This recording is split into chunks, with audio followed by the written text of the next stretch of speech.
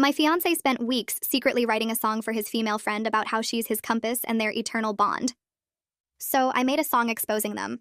My fiancé wrote a song for his best friend's birthday. He never wrote one for me. Me and Ryan had been together for 4 years and engaged for 6 months when everything fell apart. We met at a local music venue where he was playing guitar for his buddy's band. I was there for my roommate's birthday, and he bought me a drink during the break. He was charming and talented and actually called when he said he would. We started dating, and it was easy. He'd play guitar while I cooked dinner. We'd go to open mics together where I'd cheer him on, and he'd leave little notes with song lyrics in my lunch bag. He worked at a music store teaching lessons, and I was a veterinary technician at the animal hospital downtown. We moved in together after 2 years, and he proposed on our favorite hiking trail with my grandmother's ring he'd had restored. Life was good. Ryan had this friend Melissa who'd been around since high school. She was always at every gig, every party, every gathering. She'd dated Ryan's roommate back in college for like 3 months, and that's how she stayed in the friend group. Fine, whatever. I'm not jealous of some girl he's known forever. But Melissa had this way of making everything about her. If Ryan learned a new song, she'd request it first. If we went to dinner as a group, she'd sit next to him. If I told a story, she'd interrupt with a better one involving her and Ryan from years ago. Ryan never noticed or said it was just how Melissa was. She'd call him for every minor crisis. Her cat was sick. Ryan would leave our date to help. Her car made a weird noise. Ryan would spend his Saturday fixing it. Her dad was being mean.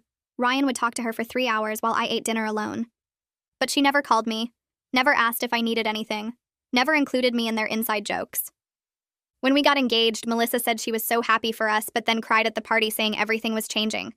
Ryan spent an hour comforting her in the parking lot while I cut our own engagement cake. 2 months before our wedding, it was Melissa's 30th birthday. She planned this huge party at some fancy rooftop bar and made everyone promise to make it special. Ryan spent 3 weeks working on something in secret. He'd stay up late in his music room with the door locked. When I asked what he was doing, he said it was a surprise and I'd love it. I thought maybe he was writing our wedding song finally, since I'd asked him to play something special at the reception. The night of Melissa's party, everyone gathered around and Ryan brought out his guitar. He announced he'd written something special for the birthday girl. Melissa was already tearing up before he even started. The song was 6 minutes long. It was about growing up together, about her blonde hair in the summer sun, about how she saved him during his dark times, about their matching scars from a bike accident when they were 17, about how some bonds can't be broken by time or distance. He sang about her laugh healing his bad days and her voice being his compass. The whole room was silent. Melissa was sobbing and ran up to hug him when he finished. Everyone clapped and said it was beautiful. Ryan looked so proud. I stood there like an idiot, realizing my fiancé of 6 months, boyfriend of 4 years, had never written me a song. Not for my birthday, not for our anniversary, not for our engagement, nothing. But Melissa got 6 minutes of poetry about their eternal connection. I left the party early saying I felt sick. Ryan didn't come home for 2 more hours. When he finally showed up, he was confused why I was upset. I asked him why Melissa got a song and I didn't. He said it wasn't like that Melissa was going through a hard time with turning 30 and being single, and he wanted to cheer her up. I asked what hard time I was going through that would earn me a song. He said I didn't need a song to know he loved me. I said Melissa apparently did. He said I was being insecure and ridiculous. That's when I found out the best part. He'd played the song for Melissa privately first 2 days before the party to make sure she'd like it. They'd sat in his car outside her apartment while he serenaded her and she cried. He said this like it was totally normal. I asked if he understood how that looked. He said I was making something beautiful into something gross. 3 days later, Melissa posted the song online, talking about how lucky she was to have someone who knew her soul so well. But she was not expecting the comments she got. The first comment said, "Wait, is this your boyfriend or hers?" And I felt my stomach drop. Someone else wrote, "This is literally a love song. Why would he write this for a friend? When he's engaged?"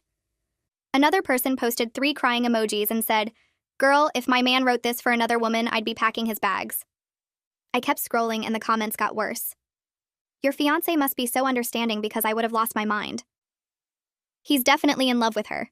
This isn't normal friendship behavior. The way he describes her hair and laugh, that's not platonic." I counted 47 comments before I stopped and only 3 said it was sweet. The rest were calling out how weird this was, how inappropriate, how it sounded like he was confessing feelings. My hands shook as I started taking screenshots. I grabbed my phone and captured everything. The video, the caption where she called him her soulmate, every single comment pointing out what I'd been feeling but couldn't name. I took 23 screenshots total because I knew she'd delete this once she saw what people were saying. The comments kept coming in real time. Does his fiancé know about this? I'm getting major emotional affair vibes. This is so disrespectful to his relationship. My phone buzzed with texts from my roommate asking if I was okay, saying she saw the video and couldn't believe it. I didn't answer because I was too busy documenting everything before it disappeared. Ryan's key turned in the lock around 11. I was sitting on the couch in the dark with just my laptop screen lighting up my face. He walked in and flipped on the light switch, then froze when he saw me. His guitar case dropped from his hand onto the floor with a thud. He looked at my laptop, then at my face, then back at the screen. His whole body went stiff and he crossed his arms over his chest. He asked what I was doing and I didn't answer, just kept staring at the comments. He walked closer and saw what was on my screen and his face went red. He said I was stalking her social media now, that this was crazy behavior, that I needed to let this go. I turned the laptop around so he could see it better. The video was paused on a frame of him looking at her while he sang, and the comment section was pulled up showing all the responses. I told him to read them. He said he didn't need to read what a bunch of strangers thought, but I pushed the laptop toward him and told him to sit down and read every single one. He sat on the edge of the coffee table and took the laptop. I watched his face as he scrolled. His jaw got tighter with each comment. His ears turned red, then his neck, then his whole face went pale. He kept scrolling and I could see his eyes moving faster, taking it all in. When he got to the bottom, he closed the laptop harder than necessary and said people were reading too much into it. He said they didn't understand the context, that they didn't know him and her, that they were making something innocent into something gross. I asked him why 47 strangers all had the same reaction if it was so innocent. He said people on the internet always twist things, that they live for drama, that they don't understand real friendship. I asked if our wedding planner would think it was innocent, if his boss would, if my parents would. He didn't have an answer for that, just said I was being unfair bringing other people into this. I asked if he thought maybe, just maybe, all these people were seeing something he refused to see. I asked him directly if he was in love with her. The words came out steady, but my heart was beating, so hard I could feel it in my throat. He opened his mouth, closed it, opened it again. He said of course not, that was ridiculous, that she was like a sister to him. But he was looking at the wall behind me when he said it, not at my face. I asked him to look at me and say it again. He turned his eyes to mine for about 2 seconds, then looked down at his hands. He said she was family, that I didn't understand their history, that what they had was completely different from what we had. I pointed out that completely different wasn't the same as not romantic. He got frustrated and said I was twisting his words, that he didn't have feelings for her that way, that he'd never even thought about her like that. I asked why he wrote her a love song then. He said it wasn't a love song, it was a friendship song, and I was the one making it weird. I told him that sisters don't get serenaded in cars 2 nights before their birthday party. His face changed and he asked how I knew about that. I said he told me himself, like it was totally normal. He stood up and started pacing, saying I was making that sound bad when it was just him wanting to practice before the party. I asked why he needed to practice with her specifically. He said because he wanted to make sure she'd like it, that it was personal and he didn't want to mess it up. I asked if he heard himself, if he understood that personal, and I didn't want to mess it up, were things you say about a romantic gesture. He yelled that I was putting words in his mouth, that everything he did for her I was turning into evidence of something that didn't exist. I stayed quiet and let him yell himself out. When he stopped, breathing hard, I asked him one more time if making her cry in his car while singing about her being his compass felt like something a guy does for his sister. He didn't answer, just said I wouldn't understand because I'd never had a friendship like theirs. I asked what hard time I was going through when he proposed that would have earned me a song. What crisis was I having that would have made him lock himself in his music room for 3 weeks writing poetry about my hair and my laugh? He stared at me and I could see him trying to think of something, anything to say. He said it was different with me, that I was strong and didn't need that kind of support. I asked if needing support was a requirement for him to show he cared.